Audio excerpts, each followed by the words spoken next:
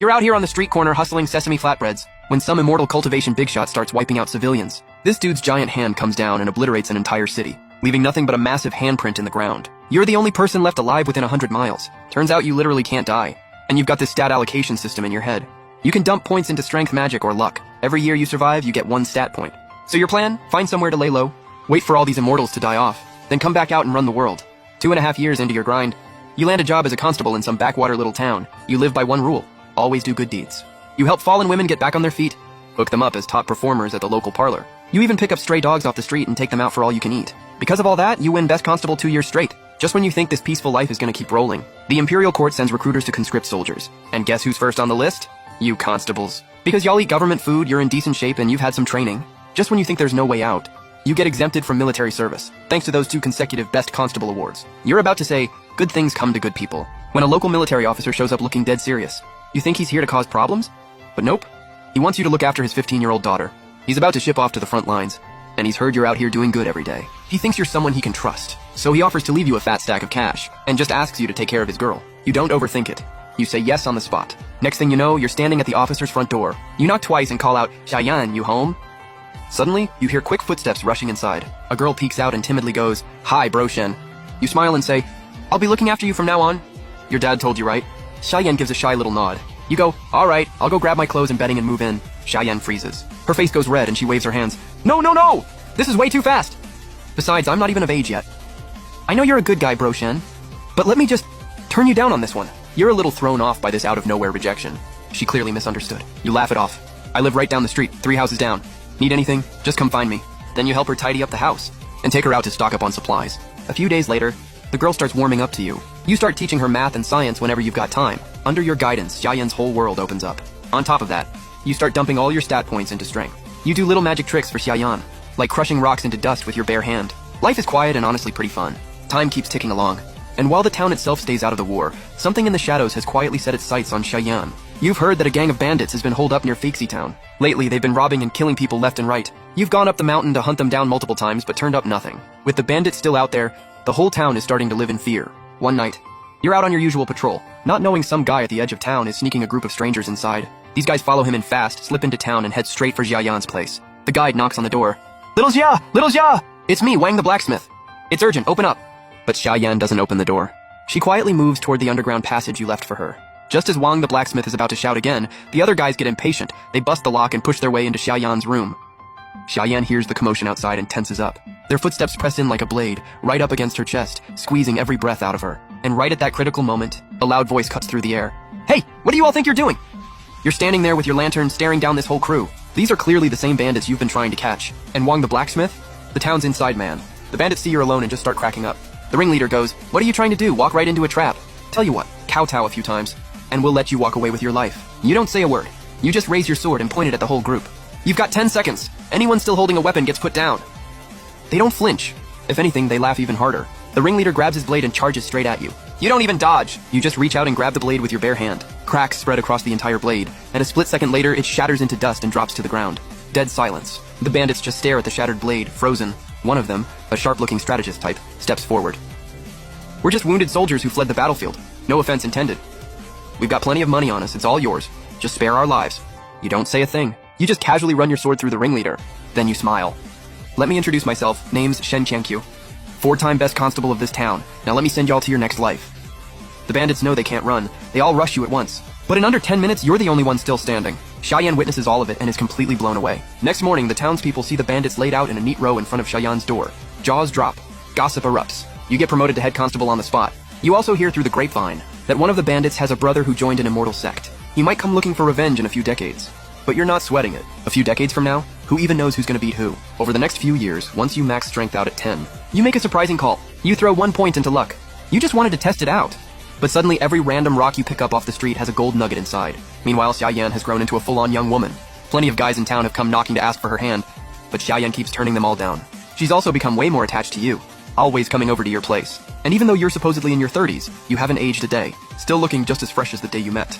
"Bro Qianqiu, I made steamed fish for you. Try it and tell me if it's good." "Bro Qianqiu, wanna go fishing together? Last time you went by yourself and caught everything. I didn't catch a single one." "Bro Qianqiu, how are you still so young?" "This ain't right. What if I get old? And you're still sitting there looking like that?" No way, no way. Absolutely not. And time slips by with every Bro Qiankyu, Xiaoyan calls out. Around year 13, news finally arrives that Xiaoyan's father is dead. That night, Xiaoyan cries for a long time. You just sit quietly by her side. Xiaoyan looks up at you through her tears. Bro Qiankyu, do you think anyone in this world actually cares about me? You nod. Yeah. Xiaoyan wipes her eyes. Who? You say plainly, me. Xiaoyan looks down, not surprised but still happy to hear it. She takes a beat, then looks up with a burst of courage. Bro Qiankyu? But before the words, I like you, even leave her lips, a brilliant flash of light appears over the town, followed by a booming announcement. The immortal master is taking disciples. Townspeople start rushing over from everywhere. There's an old man standing there, and he says, We are cultivators from the Fuyao immortal sect. We've sensed a person of great destiny here. We've come to bring them back as a disciple. The whole town practically explodes. The Fuyao sect is literally built above the 9 heavens. Their disciples outrank emperors. For a regular person, getting into a sect like this is a once-in-a-lifetime shot. The old man waits for the crowd to gather, then flicks his hand. Lights of different colors appear above everyone's heads. Then he's about to say something, and shatters his own artifact in sheer shock. The old man from Fuyao sect is freaking out. He takes a deep breath and says, We need the ancestor. A second later, a figure steps out of thin air. The mysterious figure doesn't say much. She flicks her hand and a 7-colored token flies out. It's the Heavenly Mechanism token, the Fuyao sect's most sacred artifact. This is the Fuyao Empress's personal treasure. It can detect someone's luck and fate, and track the path of the Great Tao. It came all the way to this remote little town, because it sensed someone of immense destiny here. The token shoots out like a meteor and lands right in front of Xiaoyan. The old man lights up and points at her. Found her. The one of great destiny. It's this girl. The mysterious figure speaks up, a clear, commanding female voice. Will you join my Fuyao immortal sect and walk the path of the Great Tao? Xiaoyan blinks, stunned. Me? The mysterious woman nods. The Heavenly Mechanism token measures luck in 9 tiers, and yours is top tier. You are absolutely a person of great destiny. Xiaoyan still can't wrap her head around it. She shakes her head. Are you sure you got the right person? The woman shakes her head and points to the token. The Heavenly Mechanism token does not make mistakes. You are the one of great destiny. This is your path. Don't even think about saying no. If you don't join us, the outside world's dark cultivators will come after your luck, and your life won't be safe. After hearing all that, you frown and ask, How do I know you won't go after Zia's luck too? The woman shakes her head. Our sect has always protected this realm. I'll swear an oath on the Great Tao. She points at Xiaoyan, and the sky and earth shift in an instant. A thin thread of light connects them across the heavens. Xiaoyan feels a strange new bond, and knows the woman isn't lying. Reassured, you ask, So what does cultivation actually look like? The woman explains, The Fuyao sect's primary path is immortal cultivation. Xiaoyan has the potential to achieve the highest level of the Great Tao, but it'll take tens of thousands of years to get there. Xiaoyan gasps, looks over at you and goes, Can Bro Qiankyu come along? The mysterious woman figures it's no big deal to bring you along too. She pulls out the Heavenly Mechanism token and scans you.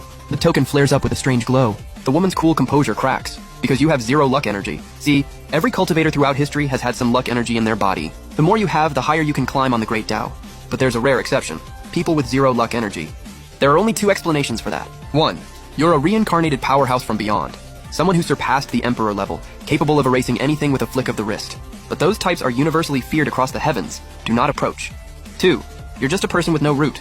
Talent and luck simply unreadable. The mysterious woman frowns and flat out refuses to bring you along. Xiaoyan freaks out and says, But Bro Shen is seriously strong. He took out over a dozen bandits by himself. The woman cuts her off with a hand. You're just sheltered right now. Once you walk the immortal path, you'll see how small mortals really are. I'll give him some compensation before we leave. Xiaoyan hesitates. She wants to become an immortal, but she doesn't want to leave you. The woman sees this and keeps pushing. You don't need to overthink it. Once you join, I'll pass him a cultivation method. He can still cultivate on his own. If he's got the talent, you two will meet again. She says all the right things, but she doesn't actually take you seriously. With Xiaoyan's potential, if she doesn't die young, she's got at least 100,000 years of life. You're just a mortal. In 1,000 years, you'll be nothing but dust. Xiaoyan looks down, gripping your sleeve. Bro Shen, I want to go. I want to cultivate. Not for glory, just so that when the immortal sect comes back for revenge, she can stand up and protect you. She wants to walk the cultivation road with you someday, live a long life together, and just stay by your side. Truth is, over these years, she's already noticed something's off. Your face hasn't changed at all, but she's different. She'll get old eventually. That's why she wants to go. You look at Xiaoyan, crack a smile, and say, go for it. Go live the life you want. Okay, Xiaoyan agrees, then quietly wipes her tears with the back of her hand. The mysterious woman, seeing Xiaoyan agree, sets a date. She'll take her in 3 days. But on the last night of that 3rd day, Xiaoyan shows up at your door with a jug of wine. All tipsy, she goes, Bro Shen, hubby, open the door. You hear the noise and open right up. Xiaoyan stumbles her way inside. You see she's been drinking, frown, and wave your hand at her. Shut. You still with it? She looks up at you confused.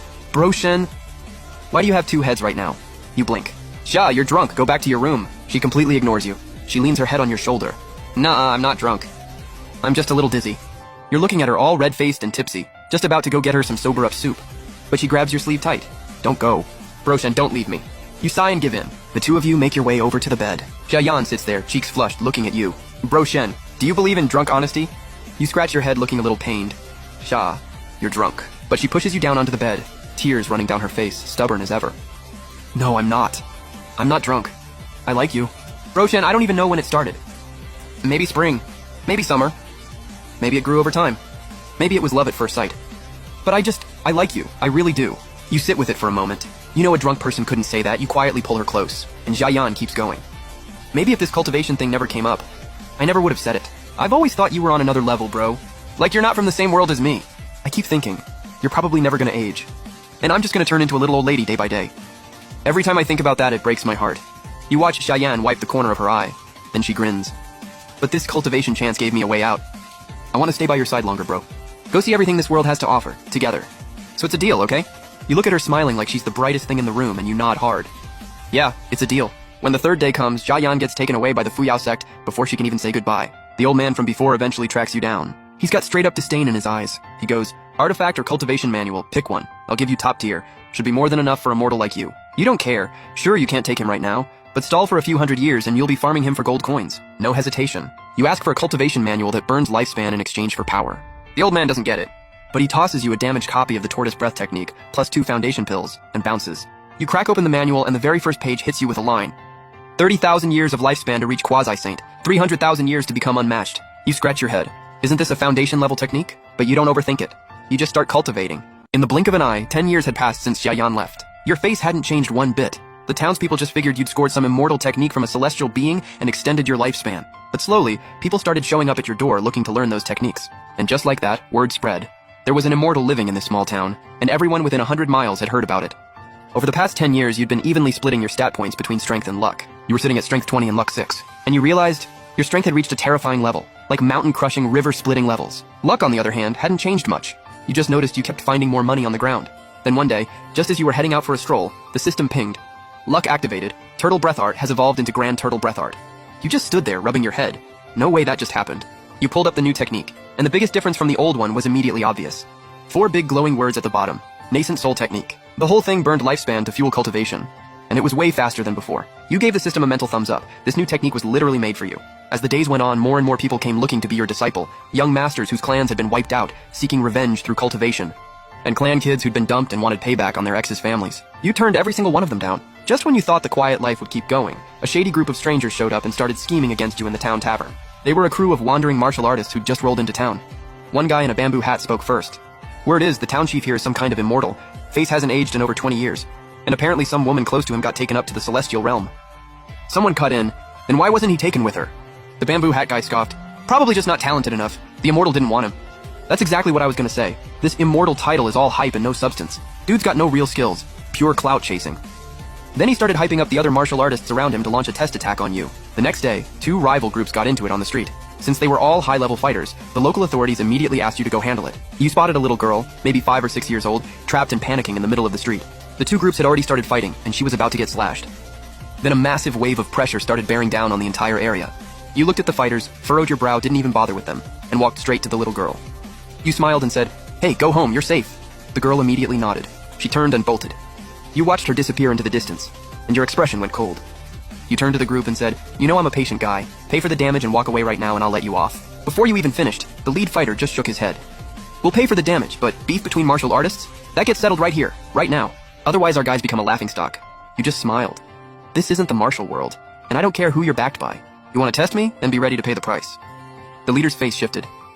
"Not sure what you mean by that, Lord Shen." You ignored him and kept talking. "White Sea Swordsman, Shungu Temple, Calm Heart Pavilion, Great Sun Mountain, whoever you're from, you've got 50 breaths. After that, you're dead." The leader exploded. "Lord Shen, I respect you as an immortal, but don't push it." And with that, the whole group slowly started closing in on you. You glanced around and said nothing more. One casual flick of a finger, a sword key shot straight through the leader. On the surface, he looked completely fine. Then the next second, he crumbled like sand. The rest of the crew took one look and scattered. After cleaning up that little circus just as you were heading home, a bamboo hat man stepped right in front of you. He clasped his hands and bowed. "Please come out of seclusion, sir. Protect the great song."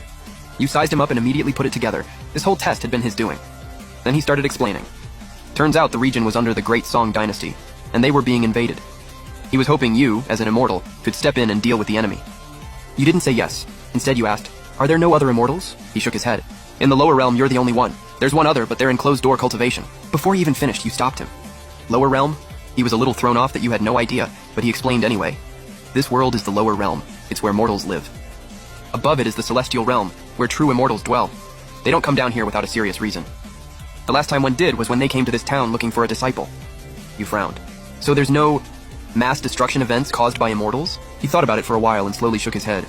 Never heard of anything like that. And when immortals descend, their power gets severely weakened. You knit your brow and fell into a memory. That immortal, even after descending, wiped out a whole city with a single slap. Their true power must have been absolutely terrifying. But after that, no one ever heard from them again. They were probably forced out of this realm entirely. The moment you realized this, you felt genuinely relieved. You figured you'd just keep laying low for another few thousand years, then come out swinging once you were truly unbeatable. And just as Bamboo Hat Guy was about to offer you the title of Royal Advisor to get you to come out, you were already gone. A few days later, you were sitting peacefully in meditation when someone started urgently pounding on your door. Turned out a household in town had been hit by something supernatural. You rushed over immediately. The victim's face was withered and dry. Like every drop of blood and energy had been drained out. Mid-investigation, more bad news dropped. The scouts sent to look into the evil presence had turned up dead. Along with the body came a blood-stained note saying there was a dragon lurking deep in the mountains. It was keeping white ghosts to devour living creatures. You read the note and honestly didn't want to deal with it. But you couldn't just let the town suffer because of this thing, so you headed into the mountains. When you got to the base of the mountains, you just threw out a casual punch, and the entire mountain range started shaking. You called out, "Dragon, you in there?" No response. You grinned, cracked your knuckles, and decided to just blow the whole mountain away. In an instant, the peak crumbled like it was made of paper, and as the mountain collapsed, out came a massive serpent, dozens of meters long. You walked right up to it and tilted your head. "Bro, what exactly are you supposed to be? You're not a dragon." The serpent roared. "I just needed 100 more lives to transform into a true dragon. You dare interfere? You're not afraid of divine punishment?" You smiled and nodded. "Honestly? Not even a little." Then casually sliced it down with one strike. But the moment the serpent died, a wisp of energy shot out and burrowed straight into your body. The system pinged. Luck activated. Obtained. Flood Dragon Chi. Beginner grade. You thought about it for a second, and the Flood Dragon Chi surged forward, blasting out ahead of you and ripping apart the ground. You let out a breath and took a moment to assess your own power. Going by cultivation stages, you were roughly at Foundation Building Layer 9, basically untouchable by anyone in the mortal world. By the next morning, people in town started noticing the mountain range was just gone. Regular folks figured it was an earthquake, but the martial artists in town had a pretty good idea what actually happened. Stories started circulating in the martial world about an immortal who could shatter mountains and shake the earth. More and more fighters started moving into the small town to settle down. And you, still deep in seclusion, had absolutely no idea any of this was happening. Over those 2 years, the Great Song's border war had officially kicked off. But they were barely holding the line, just desperately defending with no ability to push back. On top of that, most of the troops that kept the town safe had been pulled away to the front lines. And with more and more martial artists pouring in, the fights just kept escalating. The local government completely lost control of the town. Ordinary people started fleeing in panic to the larger cities farther away. By the 4th year of your seclusion, the town had been renamed Little Jianghu, and martial sects were openly staking their claims here. 4 major factions had risen, and they were effectively running the place. As each sect expanded, the town itself grew into a massive, thriving city. But even as these 4 factions grew more powerful, they all shared one absolute rule that no disciple dared break. Do not go near the Immortal's house. Even though you'd been in seclusion for years and the courtyard was overgrown with weeds, not a single soul dared peek inside. By the 10th year of your seclusion, a figure appeared from a celestial sect hundreds of miles away, soaring through the sky on a green steel sword. Heading straight for Little Jianghu, some of the older fighters in town immediately recognized who it was. Yang Gang, someone who'd entered a celestial sect 30 years ago. And he was here because his cultivation was complete. He was looking for the person who killed his little brother over 20 years ago. After some digging, he suspected it was you, so he pressured the 4 major factions to call you out of seclusion. Outside your courtyard, the representatives from all 4 factions were trembling as they called out, "We humbly request the Immortal to come out. We have something urgent to ask of you." Next second, you just blinked into existence outside the door and lazily said, "What do you want?" The lead faction rep was shaking, but still managed to get through the whole situation in a rambling rush. You stroked your chin, completely unbothered. "Oh right, his little brother, was his name Yang Wei?" The guy blinked, then quickly corrected you. "No, my lord. His name was Yang Li." Your memory suddenly clicked. "Oh yeah, that's the one. Yeah, I killed him." The whole crowd froze, nobody expected that. But then, the lead guy worked up the nerve to ask you to go deal with Yang Gang. You didn't say a word. You just headed to where Yang Gang was, and on the way, you casually bumped your strength up to 35. A surge of energy rushed through your body, then quickly settled back into stillness. Your group kept moving. At their own pace, you all arrived at the spot. The moment Yang Gang saw you, he immediately demanded, "Did you kill my brother?" You gave him a lazy nod, and offhandedly said, "You should have come way earlier. Now you're just showing up to die." Yang Gang didn't even get mad. Instead, a twisted grin spread across his face. "Good thing you killed that useless waste. Now I get to kill you, and it's perfectly justified." He charged at you with his sword. You just reached out and grabbed it. The blade didn't budge an inch.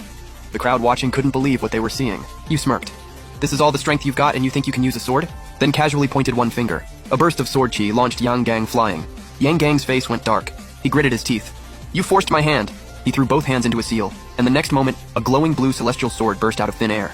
It came at you with the force of lightning. You stared it down, completely calm. You gave it a bored glance, then casually exhaled a puff of Flood Dragon Chi. The next second, a thunderous dragon roar shook the celestial sword right out of the air. It plunged into the ground and didn't move. Yang Gang completely panicked. He kept forming seals frantically, but the sword wouldn't budge. His eyes went blank. You let out a smug little grin. This is all you've got, and you call yourself an immortal? Let me show you what a real one looks like. You raised one hand, formed a seal, and dense Flood Dragon Chi started coiling around your fingertip. Then you snapped it forward. The Kui tore through the very fabric of the sky and slammed straight toward Yang Gang. A deafening boom rang out. Yang Gang blasted straight into the earth, leaving a massive crater, but no body. Just a faint red mist slowly fading into the air. The crowd around you stood there, completely floored. Jaws wide open, not a single word came out, just one thought echoing in everyone's head. He literally tore the sky apart. This is what a true immortal looks like. While they were still shaking in awe, you suddenly froze, because a new notification just popped up in front of you. Luck activated. Beginner Flood Dragon. Chi has evolved to Intermediate Flood Dragon Chi. A surge of rich, dense energy began growing inside you. Then you turned to the crowd and gave a casual wave. Alright, nothing else going on. I'm heading back. But just as you turned to leave, something hit you. Actually, how much do you guys know about Yang Gang's celestial sect? Someone immediately stepped forward. Reporting to the Immortal, that sect was founded 300 years ago. Yang Gang was the sect master's final disciple. The sect master is also an immortal, but rumor has it he's been in a death door seclusion. You nodded slowly. I sincerely hope he's actually dead. No one in the crowd dared say a word. They just gave an awkward laugh. You kept going. And where are the original people from this town? Why is it all martial artists now? One of the faction leaders quickly replied, the original residents sold their homes for good money. And moved to the nearest city.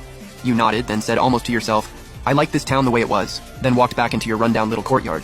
The next day, little Jianghu got its old name back, Weiqi Town, and the story of an immortal who split the sky with his bare hands spread across the entire Great Song. During this time, Bamboo Hat Guy showed up again, for the second time, asking you to come out of seclusion. You still said no, until one day a woman's arrival changed everything. A woman in yellow robes sat inside your house staring at you with pleading eyes. It was the Grand Princess of the Great Song. She said, Sir, I'm here on behalf of the Great Song to request your aid. We'll name you Royal Advisor, and meet your every demand. You didn't care. You stayed laid back in your chair. She tried every emotional angle she could. You didn't budge. Just as she was about to give up and leave, the system pinged out of nowhere. Luck activated. Spending time with the royal family increases Flood Dragon Chi by 1. No way, seriously? You jumped up and stopped her. Go back, I'll be there in 3 days. She lit up immediately. Thank you so much. The Great Song can't repay you enough. I'll inform my brother at once. You'll serve as the nation's royal advisor. The system kept going. Luck activated. Royal family favor obtained. Flood Dragon Chi +5. Identity updated. New title, Royal Advisor of the Great Song. 20% national fortune buff. Additionally boosts your cultivation by 20%. You stared at the notification for a moment, slightly dazed, then just rolled over and went back to sleep. On day 3, you set off toward the border. One step, and you were already 1,000 meters out, moving toward the front lines at a speed that defied all logic. At that moment, the border was in the middle of an all-out war. The invading barbarians had teamed up with overseas cultivators. Together, they were slaughtering Great Song soldiers, and the one holding the city walls was the Grand Princess from before. She let out a sigh. She had no idea when you'd actually show up. Right in the middle of this stalemate, someone appeared out of nowhere on the enemy side, charging straight through the armies, headed straight for the gate. He threw up a one-handed seal, and a massive phantom claw appeared in the sky. It slammed straight into the city gate. The gate exploded. Thousands of soldiers were about to flood into the city. The entire tide of the battle instantly shifted toward the barbarian side. Just as the last crash of the gate echoed out, a figure appeared. Lazily said, all barbarians stop right there, get out of Great Song territory. One of the enemy commanders fixed you with an icy stare. Who the hell are you? You realize we have 300,000 cavalry? We can grind you into dust in seconds. You shook your head.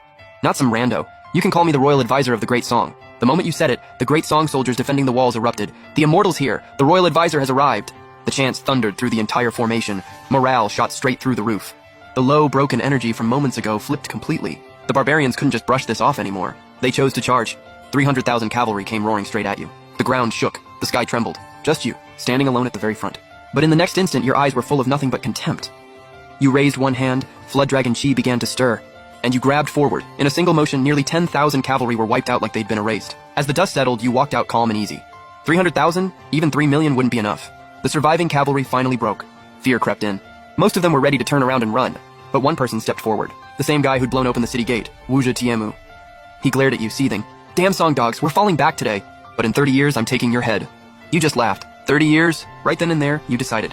Might as well finish this now. He straight up one-shot Tiemu, just wiped him out. But the second Tiemu dropped. A weird formation appeared on his body, golden light bursting out everywhere, and his body just rebuilt itself. The moment this guy opened his eyes, he looked around and said with total contempt, mortal bodies are just so pathetically weak. Can barely put out any power. And then, out of nowhere, a whole group of cultivators materialized behind him, bowing respectfully. We welcome the Immortal! Thank you for personally eliminating this man, paving the way for our sect's descent into this realm. But this guy didn't even acknowledge them. He just casually waved his hand. A wave of fire swept through all of them, sending every single one to their grave. Then he turned his gaze to you. You little pest caused all this commotion. You're the reason I got dragged down here. He was getting angrier by the second. You actually had the nerve to ruin my chance to talk to the Holy Maiden? You're dead. He immediately started forming seals. An even bigger wall of fire came roaring toward you, ready to end you right there. But you fired back with a straight punch, your whole body surging with dragon energy. It slammed right into the descended immortal, and he clearly sensed the danger. A golden bell barrier instantly formed around him, eating your punch. But you didn't stop there. You followed up with a flurry of blows, and after a series of massive impacts, the immortal got smashed straight into the ground, blood pouring from the corner of his mouth, barely hanging on by a thread. All he could do was threaten you. You little bug. If you dare destroy my soul, stepping outside this pocket realm is your death sentence. You just smiled coolly, not scared, and threw one last punch. The immortal was done. The moment he died, the system went absolutely crazy with notifications. Luck activated. Obtained 3 Miu of invincible aura. Slain an upper realm immortal. Obtained their cultivation technique. Xuanhun Dao Scripture, Volume 1. You were hyped. You immediately started reading through it. Turns out invincible aura is earned by killing enemies across realms. Stack 3,000 Miu and you unlock the Grand Emperor path. The Xuanhun Dao Scripture is a full cultivation manual. Volume 1 only takes you up to the nascent soul stage. But master the whole thing and you can reach the Grand Dao physique. You didn't dwell on it too long. You turned to the remaining barbarians and waved them off. Basically told them to get lost. But to prevent more immortals from coming down, you decided to take out every last cultivator in the area. After that, life went on. After crushing the barbarian cavalry, the Great Song Dynasty not only held the border, they actually expanded their territory. And word started spreading among the people about the Imperial Advisor, who wiped out a barbarian army with his bare hands. Meanwhile, right now, you were riding in a carriage toward the Great Song capital to meet the Emperor. But the next second, another system notification popped up. Luck activated. Earned nationwide worship from the people of Great Song. Dragon Aura plus 45. You chuckled to yourself. Then you started mapping out your future plans. Right now, aside from you, there's only one immortal left in this world. And he's in seclusion. Upper realm immortals don't usually come down here, so you just need to lay low. Grind your cultivation a little each year, and wait until you're strong enough to head up there yourself. Meanwhile, back in the upper realm, inside the Fuyao immortal sect, an elder made his way to a cave entrance. He bowed and called out, "Elder, greetings," requesting an audience with the Holy Maiden. The elder had barely finished speaking when the cave door made a sound, and 2 eyes appeared, staring straight at him. No need for an audience. The Holy Maiden's busy. Just say what you need from out there. The elder reluctantly nodded and said, "The sect master sent me to notify the Holy Maiden, to attend the 10,000 sects grand gathering and strengthen ties with the other sects. He also asks the Holy Maiden to focus on her cultivation, so she can make a grand showing in 1,000 years." But the door didn't bother relaying any of this to Xiaoyan, because Xiaoyan could hear every word herself. She just didn't feel like dealing with it. Ever since arriving at Fuyao Immortal Sect, she'd seen way too much flattery and backstabbing. She knew these elders were all just after something. She let out a sigh. The deeper she got into the immortal world, the more she missed her days back in Waxy Town. Missed that guy, Qian Qiu, who actually treated her with sincerity. Then the scene cuts. Back to you. You were meditating when the Great Song Princess suddenly walked in. Imperial Advisor. This trip to the capital, I promise it won't disappoint you. You gave an indifferent nod. I'm sure it won't disappoint me. Because honestly, I didn't have any expectations to begin with. The princess's smile froze. She had no idea how to respond to that. After a moment of hesitation, she nervously worked up the courage to ask, "Advisor, what do you think of the Great Song Dynasty?" You replied flatly, "Not much to say. It's like any other dynasty, really. As long as there's no famine or war, it's fine." You paused for a second. But history always moves forward. Your dynasty might end up as just one page in the history books. Hard to say. The princess listened, then couldn't help but push back. "But Great Song has you! You're our Imperial Advisor!" You just waved it off. "I could just as easily be a Tang Dynasty official, or an advisor to some other kingdom, and I won't be in any history books, ever." The princess gave a bitter nod, then excused herself and left. On the road, the emperor had arranged an absolutely over-the-top escort. Exotic delicacies, fine wine, beautiful attendants, everything you could want, ready to serve you at any moment. But you completely ignored all of it, and just sat in the carriage thinking about your own power level. The stronger you got, the more you realized just how terrifying that giant hand was. The one that flattened a city right when you first arrived. Even now at 35 power points, you can only wreck a fortress, nowhere near one-shotting an entire city, and leaving a crater hundreds of miles wide. And that was while he was suppressed by the Heavenly Tao, no less. You figured that's just what Grand Emperor level beings are like. You sighed, shook it off, and went back to grinding cultivation. The next day, the carriage finally pulled into the imperial capital. Crowds of citizens cheering on both sides of the road. And the moment you arrived at the palace gates, the last person you expected suddenly showed up. It was the Great Song Emperor himself, Song Baiye, frantically asking the princess, "The advisor! Where is the Imperial Advisor?" The princess just pointed at the carriage. Basically, you were still inside. The emperor immediately rushed over and clasped his fists outside the carriage. "Song Baiye requests an audience with the Imperial Advisor." Total silence from inside. The atmosphere got real tense real fast. A whole quarter hour passed before you finally stepped out, squinting at the man in front of you. "Who are you?" The emperor immediately bowed again. "I am the Imperial Advisor's most loyal follower, the Emperor of Great Song. Song Baiye." You gave a little nod. Not bad, good manners. The emperor kept going, bowing even deeper. "The Imperial Advisor is like a second father to Great Song. It's only right." You raised an eyebrow and joked, "So by that logic, I'm your dad?" The second those words came out, every official on the scene tensed up, all eyes glued to the Emperor, wondering what he'd do. Nobody expected what happened next. The Emperor clasped his fists, looked you dead in the eye, and shouted, "Father!" The entire court was floored. You were a little caught off guard yourself. You never expected this Emperor to be this flexible. You nodded and went along with it, then figured you'd take a look around the palace. But the moment you walked into the back garden, you froze. There was a massive statue standing there, and looking closer, it actually kind of looked like you. The Emperor beside you eagerly explained, apparently to honor your contributions, they built hundreds of these statues and placed them all across the country. You were low-key speechless. You wandered around a bit longer, then headed straight out of the palace and dove into the streets. Just outside the palace, not far away, a street vendor was hollering, hawking fruits and candied hawthorn sticks. You walked over, asked about the prices, and started chatting with him. Right in the middle of your conversation, a bright, peppy voice piped up nearby. "Hey, one iced sugar pear, please." The vendor quickly grabbed one and handed it to the girl standing there. You glanced over, a pretty young girl in a light yellow dress, grinning the sweetest smile. You'd lived for decades and seen plenty of girls. Nothing usually caught your eye anymore. But then you watched this girl part her lips and pop the entire pear into her mouth. And you couldn't help but stare. The bodyguards shadowing you nearby immediately panicked, exchanging glances in the shadows. The advisor has been staring at that girl for a while now. Should we? But none of them dared to act. Right in the middle of this tense moment, the girl's handmaid leaned over and whispered, "My lady, that man over there keeps looking at you." The girl still had the candied pear in her mouth when she dumbly turned around and locked eyes with you. Her face flushed instantly. She quickly spun back around. "Why does he keep staring? He doesn't like me, does he? But he's kinda cute though. Should I look again?" Just as she was going back and forth on it, you were about to head out, when suddenly an arrow of sharp energy shot straight at your skull. But you caught it with one hand without even flinching. Then an old man appeared out of nowhere. Impressed. Immortal level power really is something else. You gave him a look, mildly curious. "A cultivator. Here for revenge?" The old man smiled. "Revenge? Not quite. I just want to use the 10,000 people in this area as leverage to negotiate with you." You scratched your head, a little exasperated. "Great. People found out I'm actually a decent person. And now you've got the nerve to negotiate with me?" The old man flashed a smug grin. "We cultivators specialize in large-scale techniques. We can kill 2,000 or 3,000 people in an instant. You really willing to let them die?" He formed a seal with one hand. "And the moment I cast this, that girl over there dies too. You heartless enough for that?" While he was still trying to talk terms, you suddenly shook your head with a sigh. "I can't stop you, so I guess all I can do is avenge them afterward." The old man's smugness vanished, replaced by panic. He snapped, "You're the Imperial Advisor of Great Song. How can you even think like that? You're supposed to protect them at all costs." You frowned. "You're the one trying to kill people. I can't stop you, so I'll just kill you instead." The old man tried to say more, but you just turned to the girl in the yellow dress. "Stay close to me. I'll make sure you don't die." She instinctively stepped closer to you. The old man clocked it immediately. Tried to react, but you already sliced him clean in two. Even then, the half of his face still left broke into a cruel smile. "See? You do care. My partners are already casting their spell. They're all going down with me." You just calmly nodded. Right as you finished him off, you caught a faint sound of seal forming in the distance, sharp as a pin drop. Next second, dragon energy burst from your fingertips and instantly obliterated that presence. The bodyguards nearby saw everything. They rushed over, dropped to their knees, and bowed. "We failed to protect you, my lord. Please punish us, Imperial Advisor." You blinked, then let out a small laugh. "I seriously don't need you protecting me. Go home, stop following me around." You said your piece and walked away, heading back to the palace. That night, there was a knock at your door. A soft, shy voice came through. "Imperial Advisor, may I come in?" You thought it sounded familiar but couldn't place it, so you just said, "Come in." A figure stepped inside. It was the girl who had swallowed that whole pear in one bite. Her head was down, face completely flushed, not daring to look at you. She quietly greeted you. "Good evening, Imperial Advisor." You just casually asked, "What's your name?" She answered softly, almost in a whisper. "My name is Qing Yao." "It's an honor to meet you, Imperial Advisor." She'd barely finished speaking when you stepped a little closer.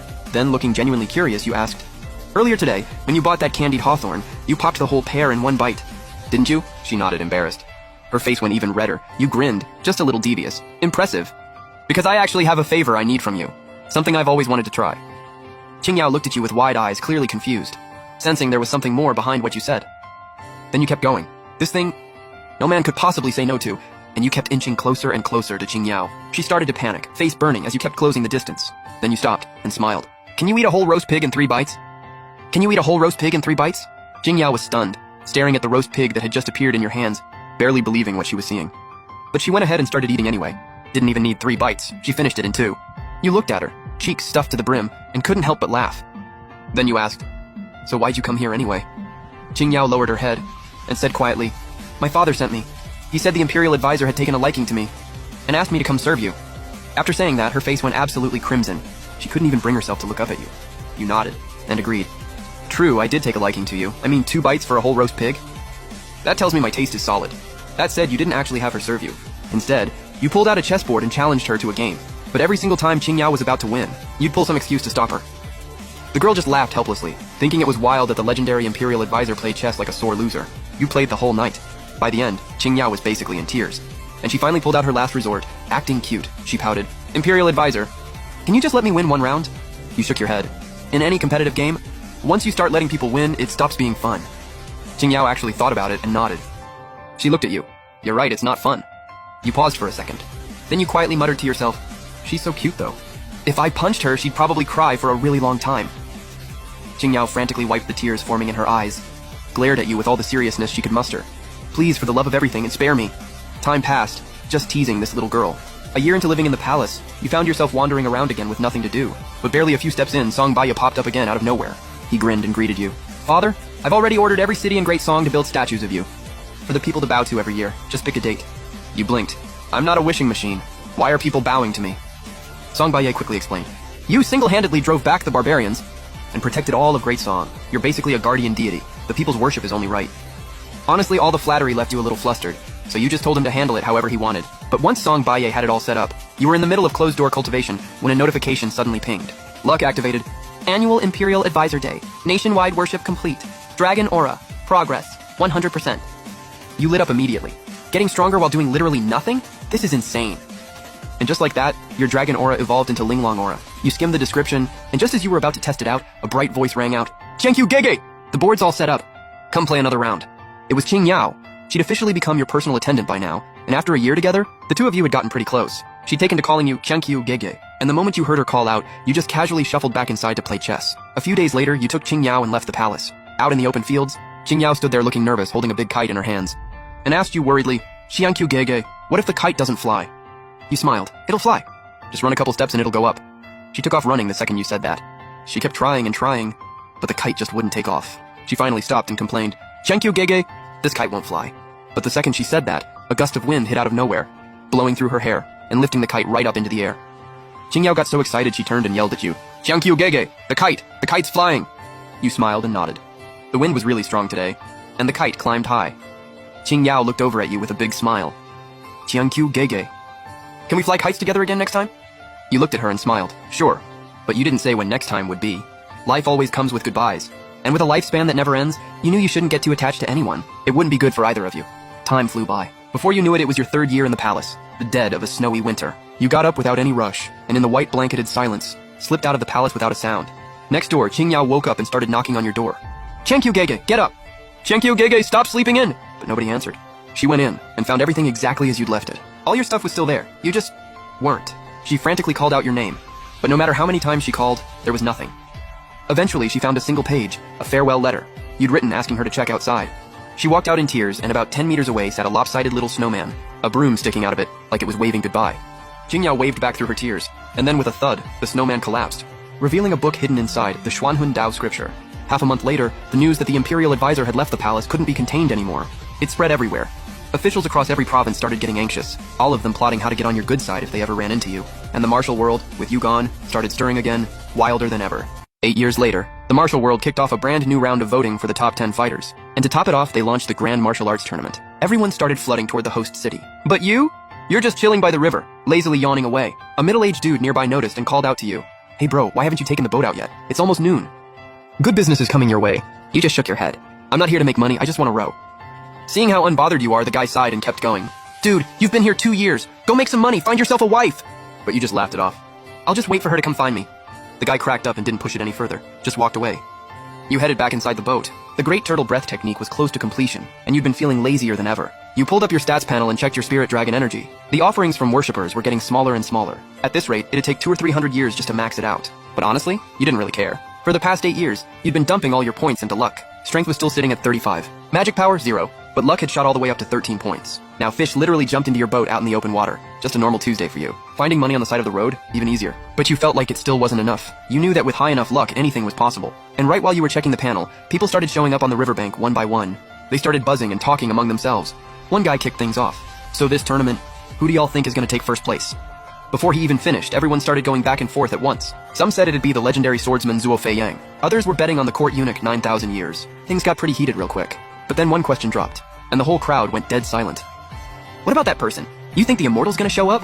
Everyone froze the moment they heard that. Then someone hesitantly started sharing their take. They figured you'd either ascended to the immortal realm, or the ascension failed and you just didn't make it. That's why no one's heard from you. But they'd barely gotten 2 sentences out before someone cut them off hard. You just sat there, speechless. At this rate, in a few more years, they'll probably say you reincarnated. Just as you were about to head in and rest, more chatter drifted over from outside. Apparently, a new powerhouse had popped up in the martial world, calling himself the Little Immortal. Word was he might be a chi cultivator from overseas. Supposedly knows all kinds of divine arts and techniques. And since you'd been off the grid for so long, he started making moves inside Song territory. After that, the group didn't say much more. They left to find a boat to cross the river. After hearing all of it, you stepped out of the cabin for the first time in a while. You stood at the river's edge, hands behind your back, let out a slow, quiet breath. You found what they said pretty interesting. People always obsessing over something called the martial world. But what even is that? If you had to answer, it's simple. Wherever you stand, that's the martial world. And with that, you set off towards your destination. You've now arrived at the Grand Martial Arts Tournament, blending into the crowd. You spotted 2 fighters up on stage, locked in a standoff. From the whispers around you, you pieced together that these 2 were Zhuo Feiyang and 9,000 Years. They were going all out in a final clash for the #1 spot. Sword energy and raw power kept colliding, and after a few exchanges, 9,000 Years came out on top. Just as he cracked a satisfied smile, you noticed a white-robed young man with a red mark between his brows, slowly stepping out onto the stage. He smirked and said, 9,000 Years, ever heard the one about the snipe and the clam? The fisherman always wins. 9,000 Years frowned. He recognized this guy. This was the overseas Little Immortal who'd been making waves lately. He knew this wasn't a friendly visit. He channeled Gangchi into both hands, keeping his guard up as he sized up the newcomer. The white-robed young man just kept smiling and said, I've already drained the blood and inner power of over a dozen top fighters. Now I'll take yours too. Use the Song martial world as a stepping stone to reach immortalhood. Right as he finished talking, he summoned a pagoda. The next second, it blazed with a blinding light. 9,000 Years inner power started draining rapidly into the pagoda. Just as the white-robed man thought he had it in the bag and started laughing maniacally, the sky and earth suddenly shifted, like the wrath of heaven itself was about to come down. A massive lightning bolt came crashing straight down toward the white-robed man. He scrambled to release his spiritual energy, barely managing to shield himself. Then, out of nowhere, a laid-back voice cut through the chaos. Didn't I make myself clear? Overseas chi cultivators. I kill every single one I see. You're looking for death. With that, you appeared in an instant. The white-robed man saw you and immediately tensed up. He forced a smile and said, We're both walking the path of immortality. We're on the same side. You shouldn't be stopping me. The second he finished, you couldn't help but point right at him. You laughed and said, Who gave you the audacity? To compare a lion and an ant like they're the same thing? The white-robed man visibly tensed up and quickly tried to defend himself. But we both practice divine arts and immortal techniques. We're both! He was still going when you raised your hand and cut him off right there. That's not an immortal technique, that's a parlor trick. Then with one hand you reached out, and a colossal lightning dragon claw burst straight down through the storm clouds. The next second, in front of everyone's stunned eyes, it knelt at your side. You smiled calmly. The white-robed man stared at what just happened, his body trembling uncontrollably, and you just kept talking cool as ever. When you were overseas, I couldn't even be bothered to come find you. But you had the nerve to step foot in Song territory? Then leave your life here. With a single pointed finger, the lightning dragon shot straight toward the white-robed man. And just like that, he was gone. The martial artists around you stared at the scene, too stunned to say a word. You just gave a casual wave. Y'all go ahead, don't mind me. I'm just here to watch. You formed a hand seal, and just like that, a brand new arena materialized out of thin air. But nobody moved. Everyone was still frozen stiff right where they stood. You rubbed your chin and sighed. Alright, fair enough, I probably shouldn't have shown up here. I mean, immortal cultivators and martial artists just don't mix. And in a flash, you were gone. After the Grand Martial Arts Tournament wrapped up, every martial artist who witnessed the Immortal's power started falling in line under the Imperial Court. The court ended up bringing a full 80% of the martial world under its control. And the martial world, it just wasn't the same wild, free-spirited place it used to be. Time flew. 10 years, just like that. A rare massive snowfall blanketed the entire land. Even the Imperial Palace was buried under thick layers of snow. A lone figure stood quietly outside, watching the servants shovel snow in silence. One sharp-eyed servant spotted her and immediately bowed respectfully. This servant greets Lady Yueji. Qingyao gave a small nod and waved them off. Go ahead and do your thing, don't worry about me. And with that, she quietly walked away. In the year since you left, the Song Emperor had personally bestowed upon Qingyao the title of Lady Yueji. Her status was even higher than a first-rank court official, all simply because she had once been your handmaiden. The Emperor also noticed that Qingyao hadn't aged a single day over all these years. Completely untouched by time, he figured she must have received your teachings and successfully stepped onto the path of immortality. And even though you'd been out of the picture for a decade, he was still too scared to have any ill intentions. At this moment, Qingyao stood there gazing blankly at the snow falling before her. Her thoughts slowly drifted far away, as if carried back to the past. She thought she saw a snowman with a broom stuck in it, slowly waving at her. Her eyes started to well up.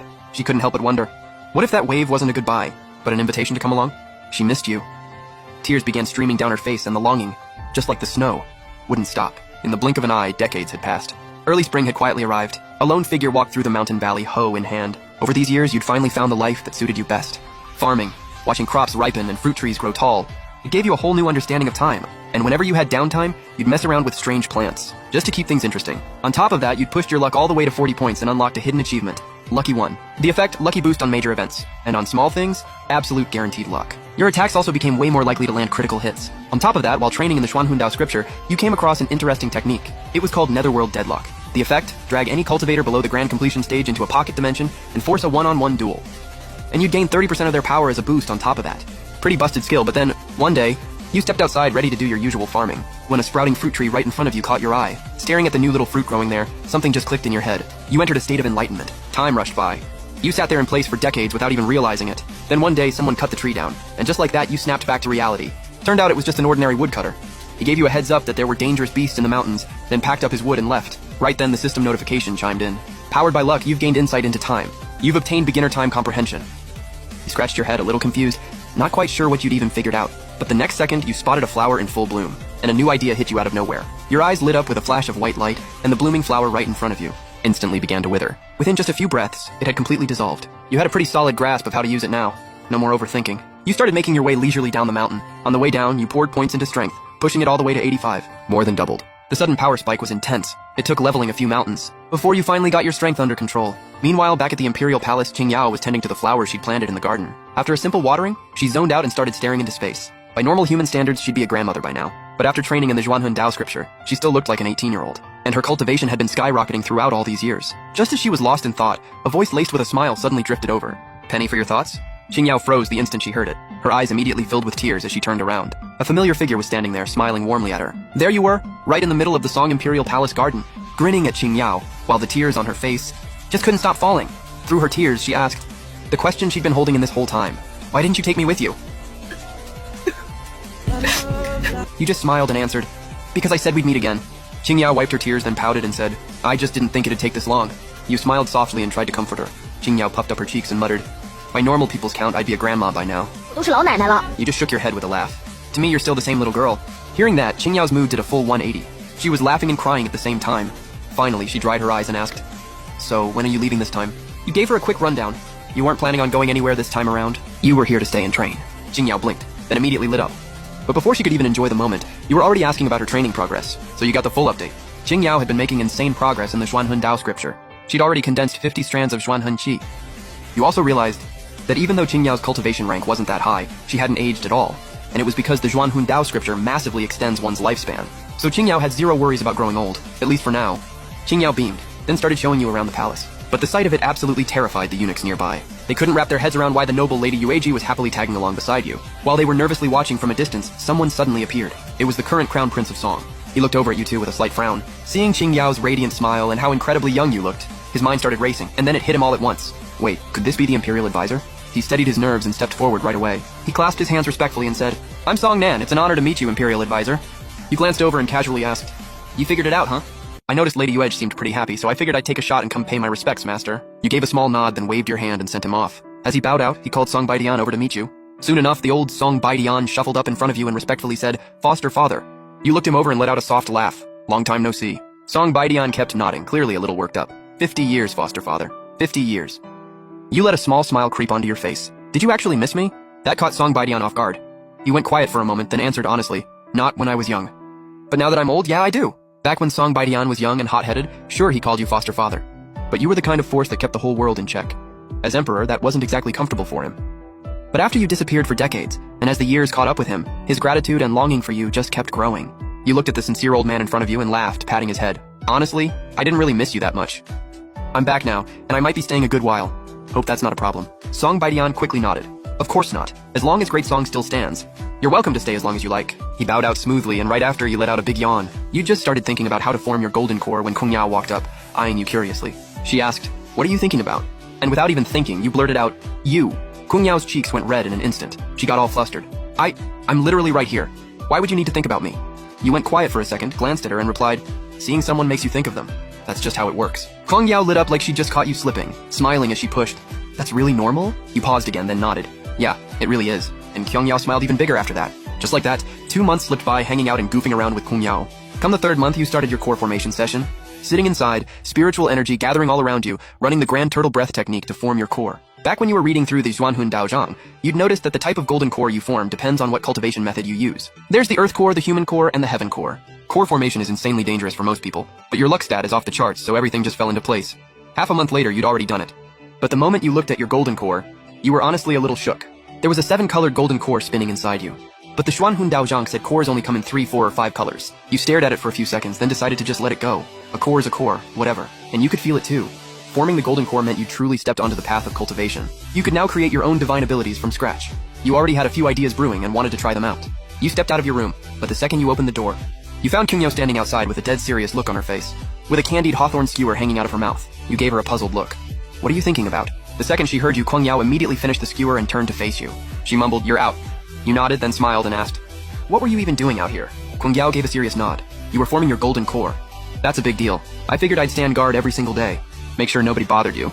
You looked at serious little Kyungyao and laughed. "Honestly, that must have been rough on you." Kyungyao gave a small smile, then seemed to remember something. A skewer of candied hawthorn appeared in her hand. She smiled and held it out. "Saved this one for you." You took it and asked, curiously, "When did you save this? It's been so long." "How's it not bad yet?" Kyungyao raised an eyebrow, looking pretty proud of herself. She grinned. "I brought 2 every single day. The moment you came out, I'd give you 1. If you didn't show up, I'd just eat it myself the next day." You grabbed the skewer and just went, "Respect." The two of you shared a look and laughed, then stood there munching away with big goofy grins on your faces. After finishing, Kyungyao shyly held out a handkerchief, head slightly lowered. She quietly said, "Here, wipe your mouth too." You decided to tease her a little and said with a straight face, "You don't have bad breath, do you?" Kyungyao's face went beet red. She snapped back with her hands on her hips. "I absolutely do not. My mouth smells amazing. My spit probably smells good too. Don't believe me? Come smell it yourself."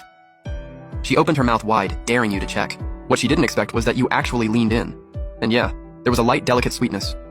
"You were just about to pull back when Kyungyao stopped you," she said, still proud. "My spit smells good too, you know." You hesitated for a second, and Kyungyao's face went even redder, tears starting to well up in her eyes. She finally stuttered out, "Do you want to taste it?" Faced with a Kyungyao like that, you didn't say a word. You just let your actions do the talking. A moment later, you asked, "Are you really ready for this?" Kyungyao had the sweetest smile on her face. She nodded. "I've been waiting decades for this."